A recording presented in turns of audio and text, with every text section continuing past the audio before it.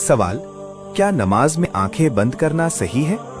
जवाब, बिना वजह आंखें बंद करना मकरूह है, लेकिन ध्यान तवज्जो के लिए कभी कभी जायज है। सवाल, क्या जुमे के दिन नाखून काटना सुन्नत है? जवाब, जुमे के दिन सफाई करना, नाखून काटना और गुस्ल करना मुस्तहब है। सवाल, क्या बीमार व्यक्ति बैठकर नमाज पढ़ सकता है? अगर खड़े होकर नमाज पढ़ना मुश्किल हो तो बैठकर नमाज पढ़ना जायज है। सवाल, क्या वुजू के बाद रुमाल से चेहरा पोंछ सकते हैं? वुजू के बाद चेहरा पोंछना जायज है, इसमें कोई हरज नहीं। सवाल, क्या औरत का अजान देना जायज है? औरत का अजान देना जायज नहीं, उस पर अजान लाजिम भी नहीं।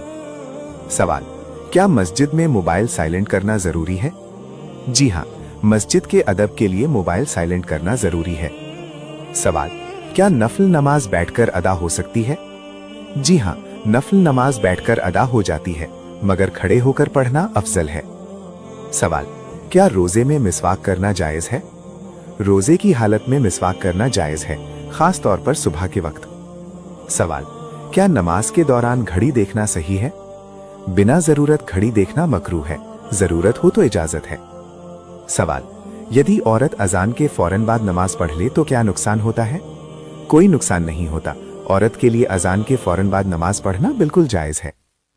सवाल, कयामत के करीब जो दज्जाल मलून निकलेगा वो किस कौम से होगा?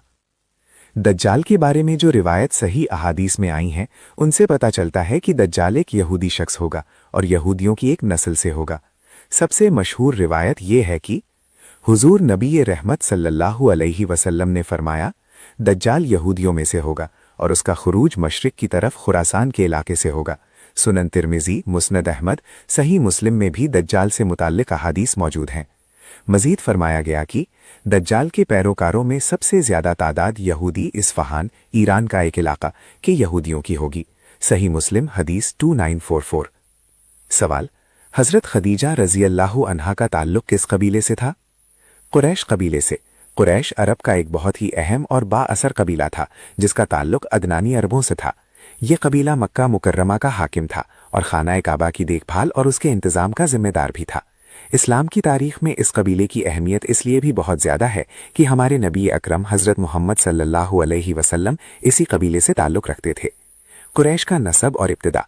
कुरैश का नसब हजरत इस्माइल अलैहिस्सलाम से जा मिलता है। उनके जद्दे आला फहर बिन मालिक थे, जिन्हें कुरैश कहा जाता था। बाज रिवायतों के मुताबिक फहर बिन मालिक को कुरैश इसलिए कहा गया क्योंकि वो मुख्तलिफ कबीलों को जमा करने वाले थे। तकरीश की मानी जमा करने के हैं। वक्त के साथ साथ ये नाम उनकी औलाद के लिए भी इस्तेमाल होने लगा। लाइक, फॉलो, शेयर कर दें। शुक्रिया।